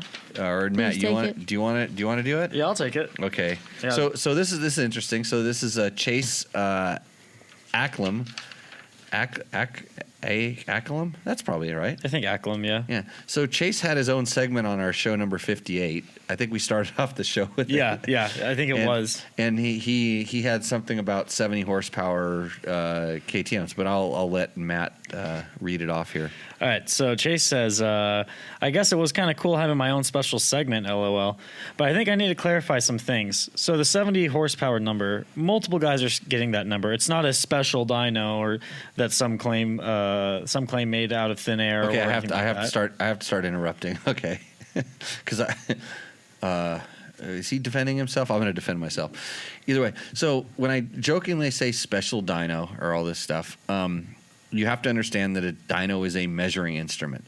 And if you're going to compare things back to back on a dyno, you need to use the same dyno. You can't use Jimmy's dyno for me saying, hey, I built a pipe for this bike. Look at what number I got in my dyno, because Matt is going to use his dyno, and Matt's pipe on Matt's dyno might actually make a better number. You have to put all, dynos are a measuring tool. So the number that comes out of the dyno, the number that they show you, in my world, even though they're supposed to be calibrated or whatever, is irrelevant. It's just, unless you're doing back to back on the same dyno, the numbers or anything. So 70 horsepower is just, it could be 65, it could be 75. I don't know. I don't care. But 70 horsepower sounds pretty strong for the KTM 500s that we're talking about. Not unachievable, but a little beyond what I think would be what you could expect. So continue. So they actually sell 70 horsepower kits for the 2020 line, but they're often out of stock. You'd be surprised how manageable it is with the smooth and linear throttle. I agree you don't need that number for off-road racing, but it does have a distinct advantage over the other bikes off the line and in certain race conditions. Okay. Wait. Hold on a second. Hold on. So they're often out of stock. This is the world we live in, that you can't keep stuff on the shelf. Although, why is these companies that are just this stuff flying off the shelf? Why? Anytime I talk to them, they're like, oh no, we don't have that, or what? It's always kind of it's a mystery. Why is it out of stock? Why is it? Yeah. Well, because why can't I ever get it? Because I what if I do have a dyno and I want to put all that stuff on a dyno? Usually the minute I say, oh yeah, I have access to a dyno, I'm going to run it on there, it's like all of a sudden everything's out of stock. Yeah. Okay. Yeah. Oh wait, and how manageable it is with smooth power and linear throttle. I have ridden a lot of factory machinery, whether it's like 450, whether it's a factory rally bike or a motocross bike. I've had the opportunity to ride this stuff. Pretty sure that those bikes are making that kind of power, whatever the number is. I mean, maybe on your dyno that bike would make 75 because it is. And yes, they are very, very linear and very controlled, but I have yet to, in my years since we've come into the fuel-injected emission era, ride a bike that was, quote, a 70 horsepower bike that had a very good linear smooth delivery. Not to say that it couldn't be achieved, but the tune that I was given, the setting I was given, the bike they said, hey, hop on and ride this thing, it may have made 70 horsepower, but I never ever rode the bike there 99% of the time, where it might have made that power, but it was not as rideable as a completely box stock bike was. And if I were pushed to go fast over a long period of time, i.e. off-road racing, I would choose the stock bike almost 100% of the time. Yeah, exactly. Blame me. Go ahead. So, I would also like to point out that he says you don't need that number for off-road racing, but then he goes and talks about how it's good in racing. Right. So if you're doing a bomb run and you're good at doing bomb runs, you're going to use every ounce of power a 450 or 500 makes. So if you can get 70 horsepower and you're doing a desert racing bomb run, I agree with him. Yes, he's correct. You want to do that. But when you start talking about that horsepower number, I would be more concerned with the tire that I was running, because you need traction at that point. And then, having the spread of power, that peak number, that 70 is great, but I sure hope that the torque curve is very flat and pretty high up there, as opposed to this, peaky thing, because you'd have to gear your bike absolutely perfect. And I tell you what, on a bomb run, although everybody would like to think that the minute they, take off the line, they're wide open and they're never letting up, you're probably modulating the throttle to go around bushes or rocks or whatever is coming there. And traction, every time you turn that throttle back on, you hope you get traction. You don't spin right past where it makes good. So, but I do agree with them. Yeah, you can use the more horsepower you can get, the better. But Keep going. Okay, so he talks about how they do well in District 37. But if you want to get nitty gritty, then you could say that having a much higher torque allows you to run lower RPM, which reduces rotational momentum. I know Husky played with the position of the engine to reduce that because many riders claim it helps the bike feel lighter, which is obviously a big deal in off-road racing. I'd just like to point out that the 35 horsepower that comes on the stock bike was not a specific number that Husqvarna or KTM wanted to have. Okay, yeah, one more line. That is solely due to emissions regulations and nothing else. Yes. If they could sell the bike at 50 horsepower, I absolutely guarantee you, I bet you they would. But this is the world we live in. You have to be clean, emissions clean, and you have to be noise compliant. And the noise one is the one that's very difficult. That's the one that's the hardest to do, because you can get a very high horsepower motor to run really, really clean. I mean, it's just efficiency. That's what they do. But so when we start talking about when I start sitting here touting like I can ride the 35 horsepower bike faster and stuff, there is something strange, and I don't know exactly how to explain it. Maybe you can, because you're a scientist more than me. Entry level scientist. Yeah, I didn't get to the entry level. I got turned around at the door. So bikes that make less horsepower tend to feel lighter. Power adds weight, and I don't know exactly why. And my theory is that when you have a bike that makes a lot of power, it's wanting to loft the front wheel. It's actually picking the bike up onto the rear wheel. And when we think about it, if the bike is riding on with both wheels on the ground and tracking, it's the weight is more on the it's more in the center. But the minute it goes up onto the rear wheel and all that weight transfers to the back, now all of a sudden you have a bike that's more like a pendulum. Think about it, but it's swinging on the rear wheel. Yeah. So now when you go to turn it, the axis is now longer as opposed to when it turns on the front wheel. The engine is in the center, as opposed to now all of a sudden all your weight is out in front of you and you're trying to swing it. Yeah. That's why I feel that, and the more power you have, the easier it is for that to happen, even at lower RPMs. So you give a 500 4-stroke, a quarter throttle. Well, you have to get to like 3/4 throttle on your 250 4-stroke to make that weight transfer, to make that bike all of a sudden feel heavy. Yeah. So and there is some rotational mass in there as well. All of a sudden, on a 500, the crank is heavier, the piston flying up and down is heavier, and that weight is now farther in front of the pivot point, which is the rear wheel. Is it making sense to you, Logan? You're going to go into physics when you get older? I'm surprised. Why haven't you? Because you seem to be doing pretty good so far. I understand it on a dum-dum level. That's not dum-dum. That's not dum-dum. Okay, so dum-dum sits around and thinks about this stuff like all the time. That's how you get to anything in science. You got to sit around and think about it, and then you're like, oh, okay, well, I got to go test it and try to explain it. That's all science is. I would be so lucky if the apple would have fallen out of the tree and hit me in the head. Logan, you going into physics? I don't know. It's fun. It's fun. Then all of a sudden you could start talking about this crazy dirt bike stuff. Yeah. It's money too. Or we could just sit around and be dum-dums and ride dirt bikes all the time. Worked for me. But anyway, so how do we get into this discussion? Okay, so that's why power adds weight to the bike. And what they do, what I know they do on factory bikes, on works bikes and stuff, is they want to have a lot of power, but they really work hard on eliminating the rotational mass. So they use lighter components that are spinning.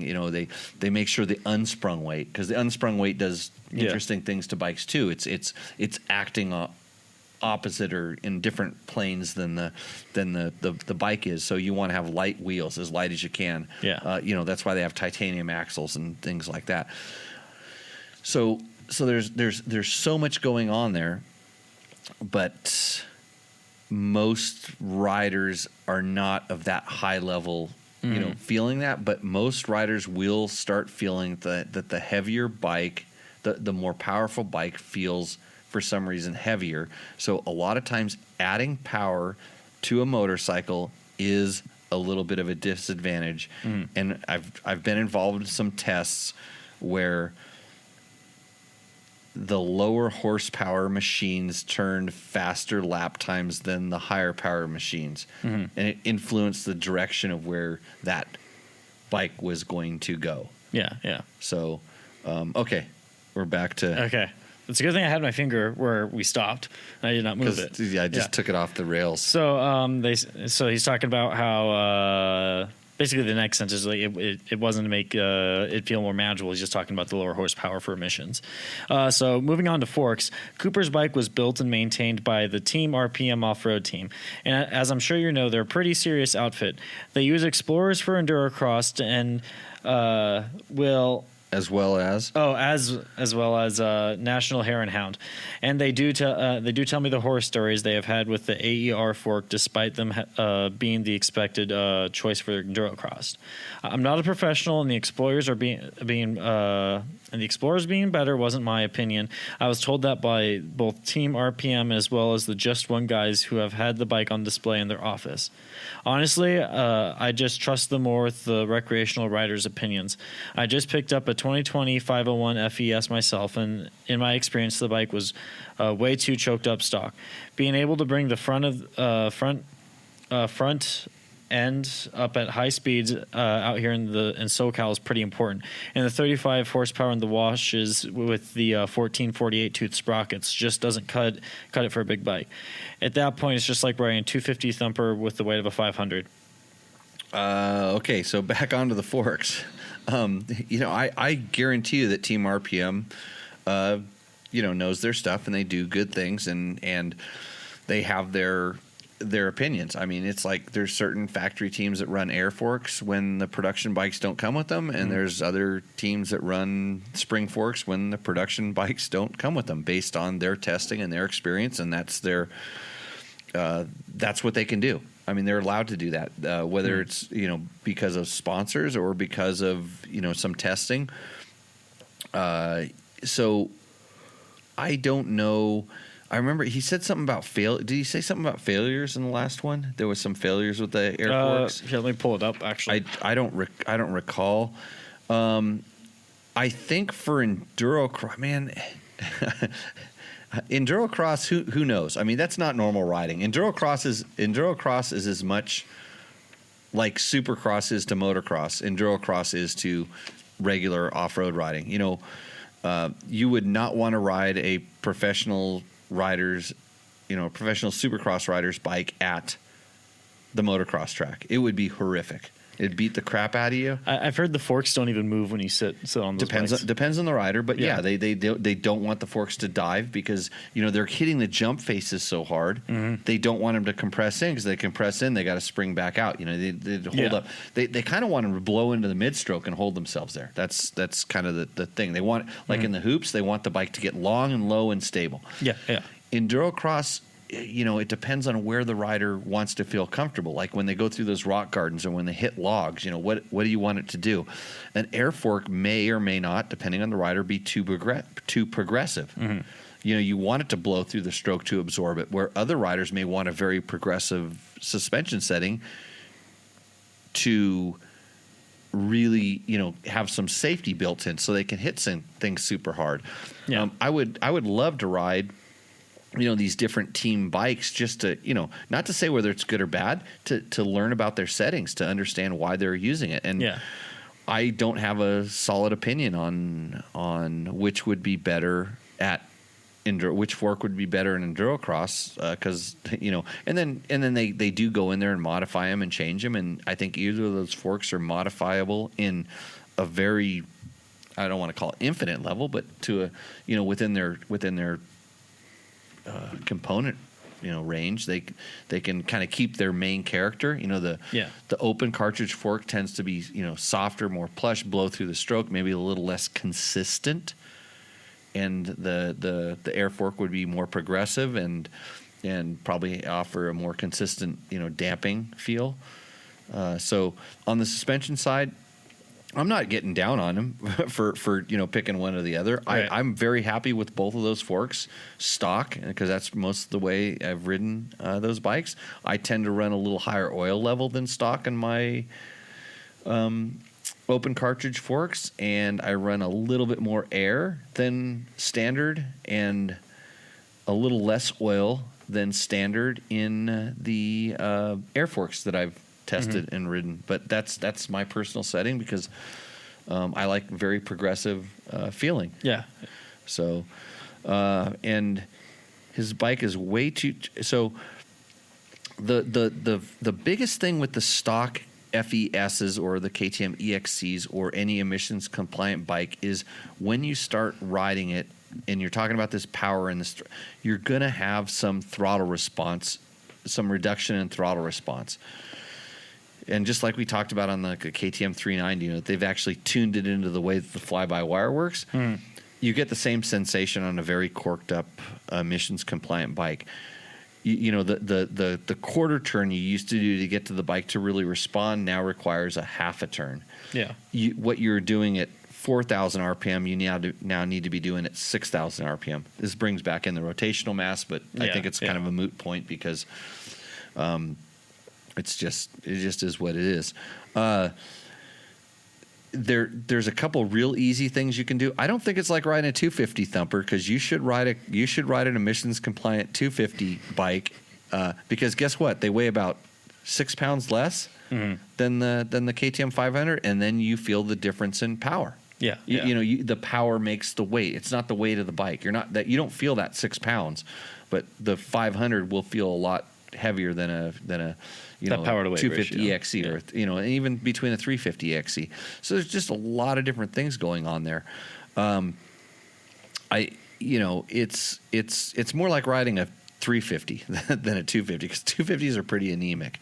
But I promise you would be pretty impressed with if you actually rode a section on both of those bikes. Will uncorked and stock and uncorked, or 250 versus 500, and did all this stuff. You'd be really impressed with how fast you're riding through something, even though your brain and you just don't feel like the bike's taking off and going that fast. So we were riding around in a flat track today. Yeah. A perfectly flat, smooth track with medium traction. Yeah. And at one point I was riding a TTR 125, and at another point I was riding a Christini 450. Net, I could blow by you on that Christini 450 on the straightaway. Yeah. But Pretty I was keeping easily. up with you on the corners, actually. But going around the track as a whole, we were kind of going around the track at the same. And I was on an old XR 100. Yeah, and I was on a Christini 450. Yeah. So it's like I had all wheel drive, by the way. Oh yeah. Wasn't doing much. I know you still slid out almost. Yeah, I know. But on the TTR 125, you were blowing by me no matter where on the track. Like on the corners, you were going a lot faster. Yeah, so it has to do with technique and track. It all comes down to traction, balance and traction. And Logan, what were you riding? CRF 125F. That's your sister's bike, right? Yes. Does she know you took it? Not entirely sure. Oh, so maybe I shouldn't have ridden it. That was a very fun bike, by the way. Yeah, it's torquier than the 100. Yeah, and that 100 is a cheater, by the way. It's got a little kit. Oh, it does. A little kit on it. That's okay. That's why you have to run that choke where you do, because it needs to be cleaned. Okay, because I was gonna say it's like this old XR 100 is a little bit more. Is like I feel like it's got more than like some KLX 110s I've ridden before. So yeah. Well, so do we answer Chase? Thanks. That's your second segment.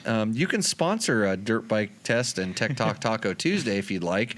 You can. We call it Chase's sponsor a segment. I usually don't take money on what he sent me. Somebody actually tried to pay me on PayPal. Oh, really? Yeah, for the show, and I sent his money back. But Chase, feel free to, So send us one of those 70 horsepower kits. No, I don't. I want to give him 45. I want to tell him how to. Okay, so Chase, this is what I would do if I were you. I would buy a JD Jetting tuner. I shouldn't say this because they should sponsor this damn show. I've done a lot. I would get a fuel tuner, like a Dobeck, an EJK, or a JD Jetting tuner. I would maybe replace the muffler with FMFQ and or just pull out that screen on the back. There's an end cap you can get. Check out tacomoto.com, tacomoto.co. Tacomoto Co. He has a what do we call that sheet? What's the sheet called? Remember, we always get confused with this, a white sheet.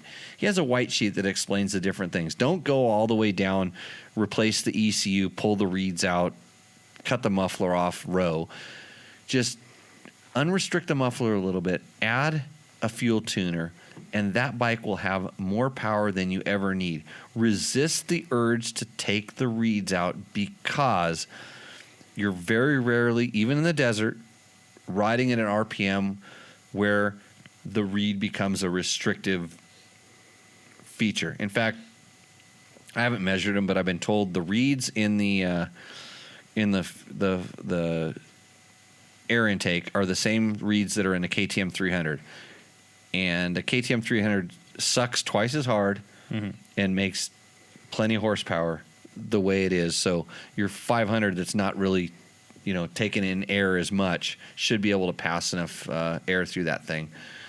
So give that a shot, and I promise you're not going to be disappointed. I probably just saved you close to $2,000 compared to the 70 horsepower kit that I don't even know about. I'd like to ride one. I would really like to ride one, especially one that has good throttle response and doesn't get jerky or whatever, because then I won't know what color throttle tube thing to put on. Yeah.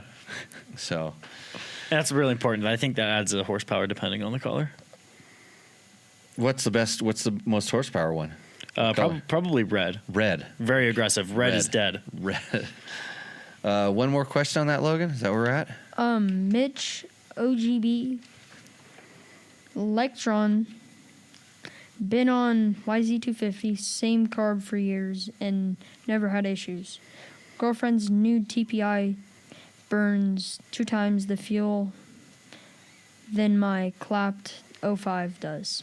So Mitch is saying he has a Electron carburetor in his YZ250, and we have been told, and from what I understand, they are very efficient. And he's had that's good that he has all that time. I need to test it to explain it, but what that's telling me is that your girlfriend is turning the throttle way the heck harder than you, and you need to get on the gas, buddy, because if she's burning that much fuel on her TPI bike, you're getting left in the dust, because you have to turn the throttle a lot to burn fuel on one of those. Yeah. So Mitch, thanks. Have your girlfriend tune in. So glad she's twisting the throttle. I'm going to start working backwards on some of these questions. Hey, who just joined in the chat room there, Matt? Your nemesis, Brian Horton.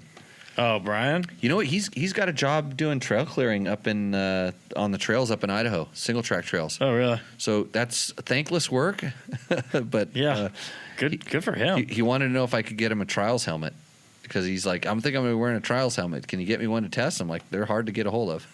Yeah. So let's see. Scott Summers always said he went fast on the seemingly slower XR600 compared to the CR250R. Scott Summers is a freak of nature, so don't bring him up on this show. He's also the guy that picked up XR600s, and I've seen, like, recently during this COVID thing where people were like locked at home, I saw racers trying to pick up their lightweight 4-strokes and their 2-strokes, and they couldn't do it. So cheers to Scott Summers, because they were a different kind of men back then. Todd Hicks thinks I need more tequila or wine. A wine glass of tequila is what it was called. Weren't we going to do something with that? We're going to put it someplace so everybody could see it? Yeah.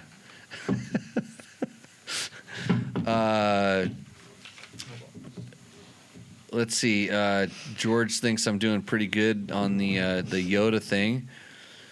I know some guys who won the Score Class 21 championship 2 years in a row racing 1. What's that? I'm going backwards. So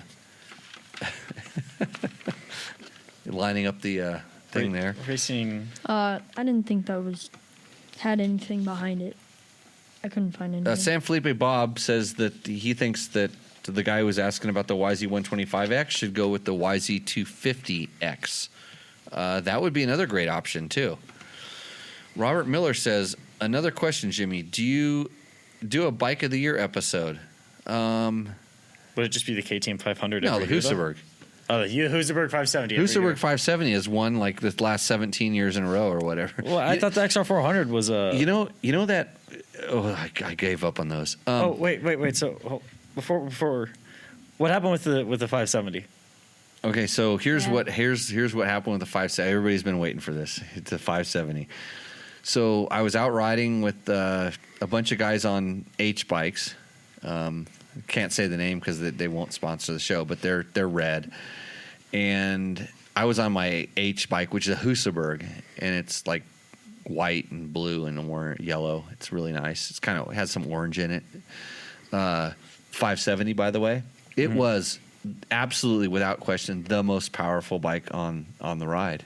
Just like even unloading it from the truck, you could tell that it was the most powerful bike there. I mean, the engine has a 70-degree slant in it that's really unheard of I mean, Yamaha tried to copy some of that stuff, but my Husaberg, leading up to this, and I'll tell you the one thing I do not like about the Husabergs is that at least that particular bike is you do not want to ever have to work on it. You just don't with that engine orientation and the frame design, and it was one of the very first fuel injected 4-strokes. There's a lot going on there. Maybe too much. So you don't ever have to want to work on it. So anyways, I was out, we were out ripping, and I was just annihilating them. All they saw was like rooster tail coming off this thing. Like the front end, there was a lot of flowers. It was desert bloom and stuff like that, and the flowers were like encroaching on our trails. There was flowers flying everywhere. These guys were like covered in flowers from the roost. And mostly, it wasn't really just the Husaberg roosting them. It's like the vortex it created would actually pull the leaves off the flowers and throw them in the air. Oh, seriously? Yeah. Wow. Yeah, it's like that. But every once in a while, the Husaberg go boop, and like cut out, and like somebody was hitting the kill button. And so I jack with stuff. I have a lot of different switches. Like one switch on the bike says it's ignition curves. It's 3 different curves. It says stock, mild, and wild. Yeah. So it's got that button on there, and those actually have the kill buttons in them. I had 2 of them because one's actually the light switch, and there's a lot of wires and things. I used to have heated grips on it, which have now been removed. So we started figuring it was like knew it was an electrical problem. Yeah. So we started diagnosing the problem. And I had a Dakar factory mechanic named Kendall Norman who was there, we've had a Husaberg discussions before. He's like, why do you ride these things? And they're so stupid. And like, why would you ride something like that? So Kendall loves to like pull out his dikes and come close to my Husaberg. And want to just cut it. He wants to clip it, just snap the thing. Yeah. I'm like, no. But he helped me. We, started removing wires. I think we took every wire off that thing to the point where, and it was intermittent, and it'd run fine. And then all of a sudden, and I started noticing, like, you know what? When we're going fast and we're moving a lot, not a problem. But we started doing slower. I'd have to stop and wait because with that much power, you have to wait a long time for even like riders like Johnny Campbell to catch up to you. Yeah. So when I would wait, I'd go to take off again. They would do these like it was like somebody was tapping the kill button. Yeah. And so we started removing all these wires, and we were in this one really technical wash, and I had to wait a long time because even in a technical wash, Husaberg with more than 75 horsepower on record. I had to wait on the Jimmy dyno. I had to wait. Yeah, the butt dyno, and that thing can be calibrated instantly.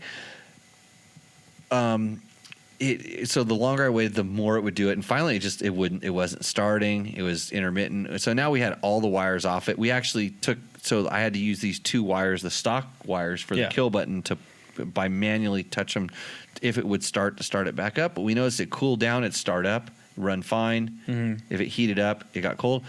managed to make it back to the truck. I actually went and tried to redo a hill climb that I wanted to go do, and it was just like somebody was tapping my kill button, and then, because it was cool when I rode up to it, I got up the hill climb and it started and it got worse and worse because it was high load, a lot of heat, and then even riding down until it cooled back down. So went back to the truck, parked the truck, really checked all the wires. Actually started slitting the covering on the wires that went behind the voltage regulator and all this stuff to see if there was nothing. Everything looked good. Bike started right up when we were done doing it. Like, oh, we must have touched something. Okay, loop 2, let's go. Went out. We were moving along. It was just fine. We got into some technical stuff. It heated up again.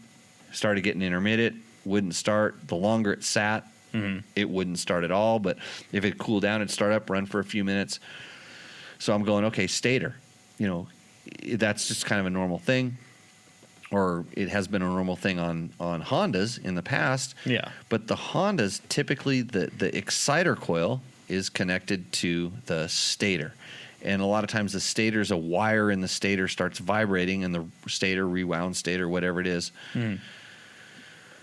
So I looked at it's a KTM part, a Husaberg part. It's the exciter coil is separate, and so I looked at everything and took it apart, and I talked to a few people that know more about this than myself. Alan Roach from Baja Designs for one, a couple other people that have some guys that used to mechanic for Husaberg racers, back in the day, and they said, hey, it's the exciter coil.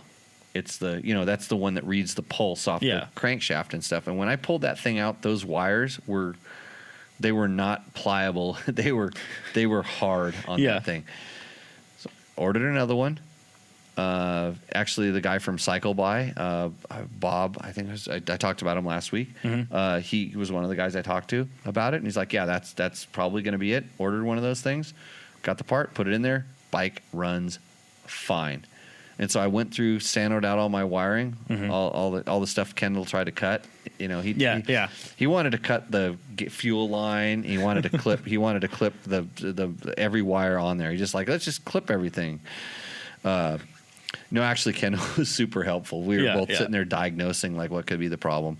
Put a new exciter coil, and the bike seems to work fine. So that may be what we're going to go ride tomorrow. To see if it's completely fixed. Okay. And then another thing is, so I was out riding one of my KTM 500s. It did the same damn thing. And you know how things go in threes, right? Yeah. Like something, when one, like if you're gonna snap change, you're gonna snap 2 or 3 or 5 of them. Yeah. It may be exciter coil season. I don't know. I don't really know. Oh no. So. Yeah, that's what happened to the Husaberg. It's back up and running, except I need to get some new TM Design Works chain guides and disc guards for it because I also snapped those off on this little particular ride. But they were 19 years old. Oh, really? The parts on that bike is like 18, 19 years old or something like that. The 570? The 570. It's a 2000. I got it in 2008. Oh, wow. I didn't realize they were that old. Yeah. So I actually do have a question about the 570. So why did that design not really take off? Because it seems like everyone who's ridden them really likes them. Oh, because they're all a bunch of freaks. They don't know what they're talking about. Because at the time it was really good. It does do some stuff different, but basically KTM, when they were developing the new 3 versions ago 500, they rode that bike and said, "Hope." This thing works good, so they worked extra hard on the next version. And there's some frame design things that the Husaberg guys tripped onto, and just the fact that you could have your crankshaft up there, and they got the fuel injection dialed, and KTM made a 500 that was way lighter, way easier to work on, more conventional, better.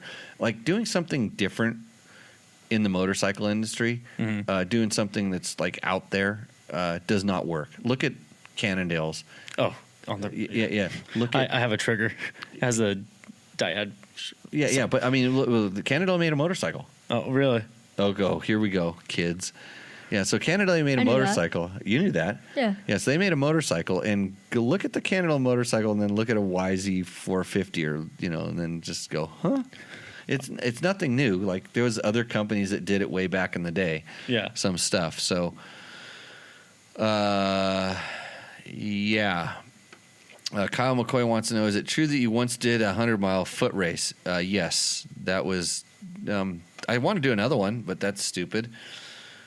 Karen Donahue got my first bike, the FE501. So far, so good. I didn't know what to expect. Is that a good first bike? Just go straight to the top. FE501. Grab a handful. Yeah. So Todd Kelly says, as a follow-up as well, I installed the aftermarket Slavens idle screw on the throttle body of my 19300 TPI Recluse EXP, HC head, V4 stock 6 days exhaust. Okay, you're so far down modification row. Any one modification that you did probably does not apply to a person with a stock bike, but I'll keep going. I was having issues with the hanging idle, and you suggested turning down the idle. The air screw didn't help turning down the idle, but the aftermarket idle screw did the trick. Now I'm able to turn the idle way down, air screw in. Now the bike starts much easier and runs much crisper, and idle isn't running on when the throttle is chopped. Well, like I said before I read the first of that question, all the other stuff probably caused the problem, and now you need that idle screw. I'm glad that kind of helped out. But if you're having an idle issue with what's different about that screw, I'd be interested to know. Robert Miller, Jimmy, what's the best modification you could do to a Honda TR200 Fat Cat? My grandparents had Fat Cats. Sell it, and buy a Yamaha BW200. Are you kidding? No, wait for KTM to make one. This show's sponsored by KTM, by the way. KTM might have Wait, really? What would you call a KTM Fat Cat?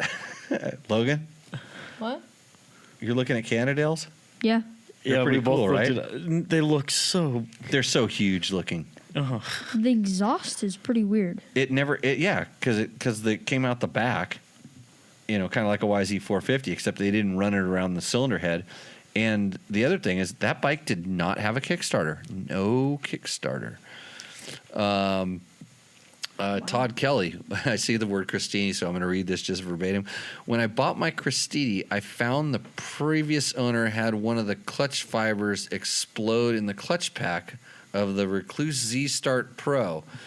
Replaced the steels and fibers and have drained and filled the oil numerous times to get as much of the debris out as possible.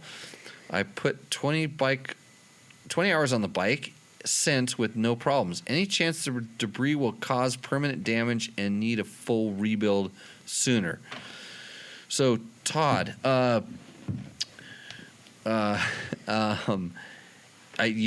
don't know, but generally the oil filters in that motor, which is the same as a Honda Sierra 450, will do the job of keeping the debris out before it gets pumped inside of the crank or pumped up into the camshaft area, which are two critical areas. Whether there's pieces lodged around, make sure you do the screen and the oil filters and all that stuff. And if you're now running oil through there and those are coming out clean, you're probably in good shape. But it depends. Let's see. Got any other ones? Anybody else have any questions on this thing? My feed here is locking up. Hey, Todd Hicks mentioned that Skylar Howes won Vegas to Reno on the FE501. How much horsepower did he have? That's what I want to know. I can never tell which direction we're supposed to. Hey, we're missing Victor, by the way. I guess he's on another Facebook timeout. Mm-hmm. And a few of your friends say that you're muy borracho, whatever that means. I'm not. It's Spanish for the drunk. Borracho is the drunk. Yeah. So, man, we've gone an hour, almost 2 hours now, right, Gabe? Yeah. How come you didn't cut me off? It's not my job to cut you off. Oh, it isn't. Why? You're getting paid by the hour? Pretty much. No, the show you're on piece rate at the show.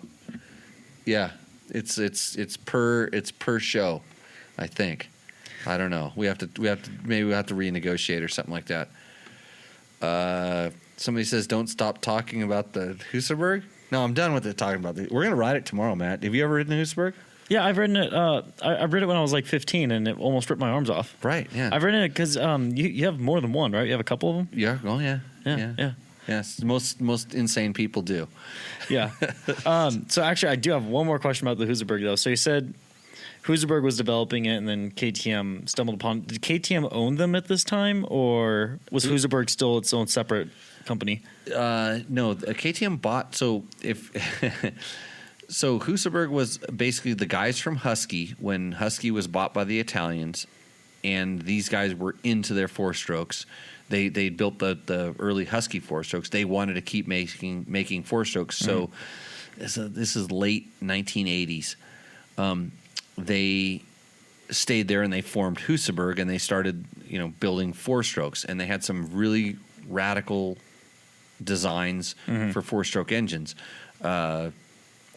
and very lightweight. They were modeling after two strokes and using the minimum amount of parts. They weren't putting big giant counterbalancers and oil pumps and stuff in there.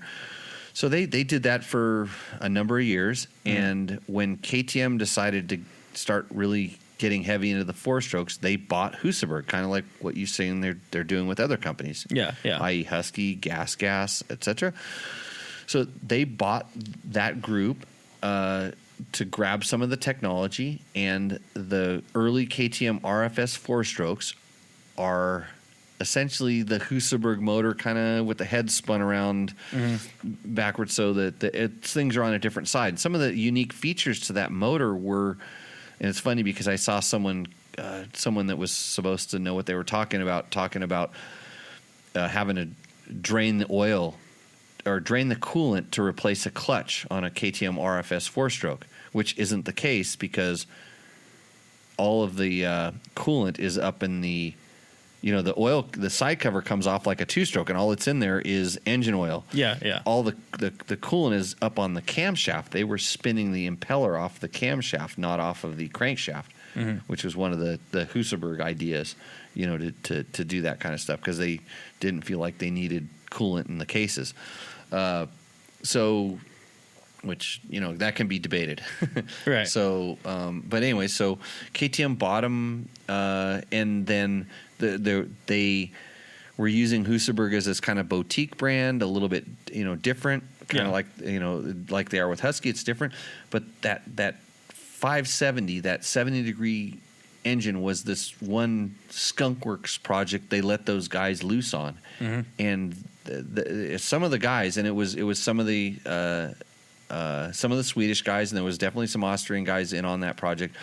Some of those guys went on to design a lot of the really, really good, very successful KTM products after that. Okay. So I think they let them do it because if Husaberg jacked it up, if the brand Husaberg jacked it up, it wouldn't reflect poorly on the mothership on KTM. But that's just my opinion.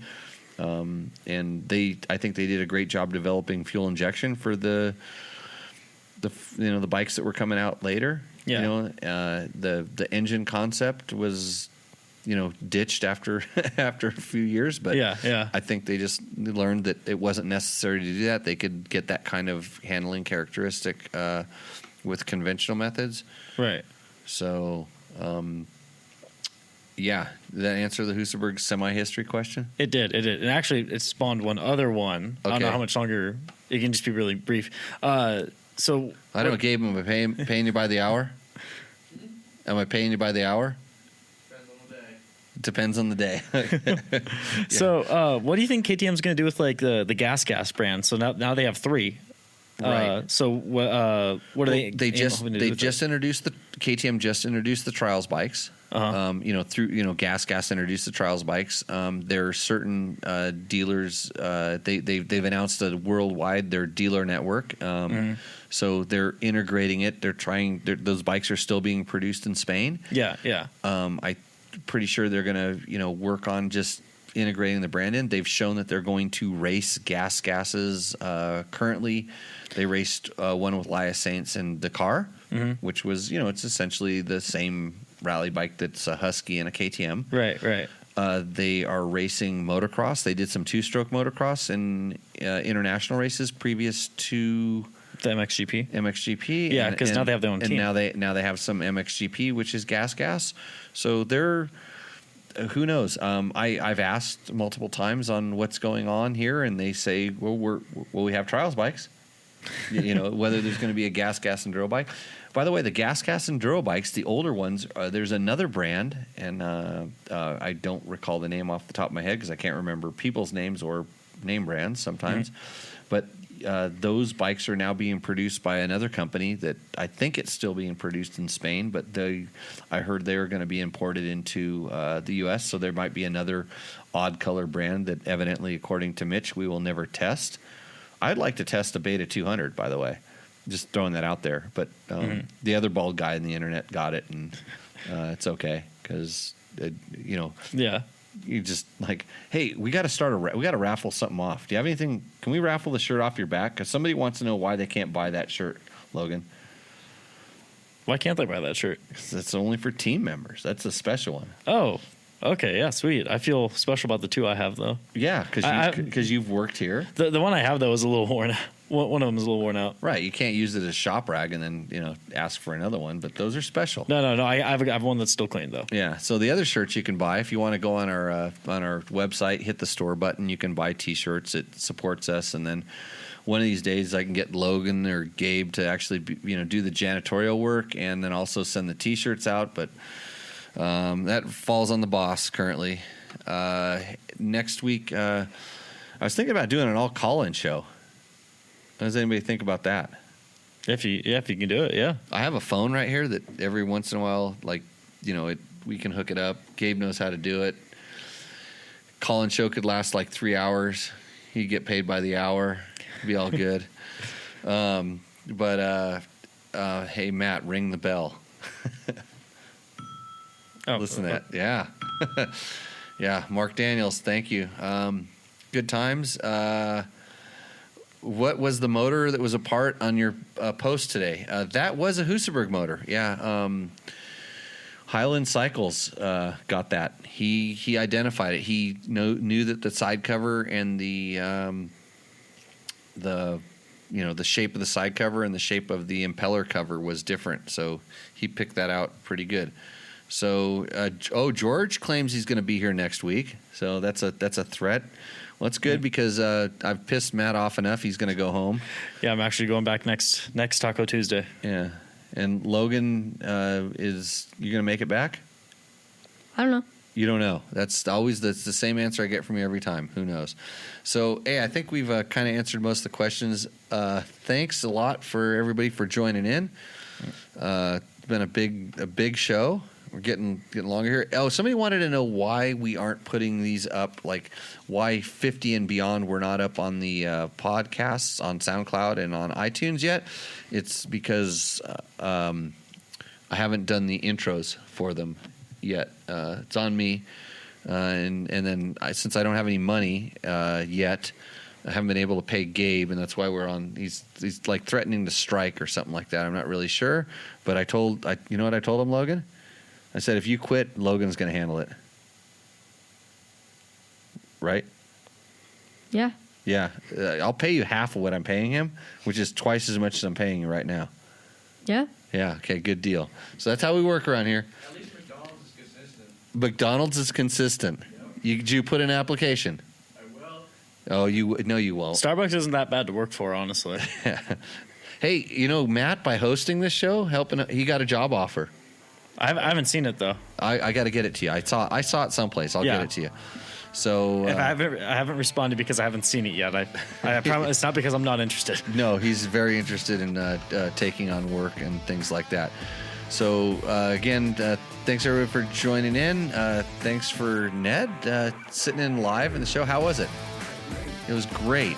Yeah, thanks for getting me past your bed. Thanks for getting me that beer. He didn't want to get up because he thought he might like interrupt the flow of the show. So we'll wrap this one up and see you out on the trail, right, Logan?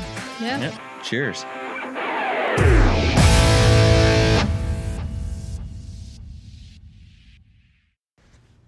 What's up, Moto Buddies? Mike here from Taco Moto Co. What is the Taco Touch? It's the best service in the industry. Virtually 24/7 tech support via email or text, and it's like having a dirt bike doctor on call every day of the year, helping you fix your bike or recommend parts or setups for you.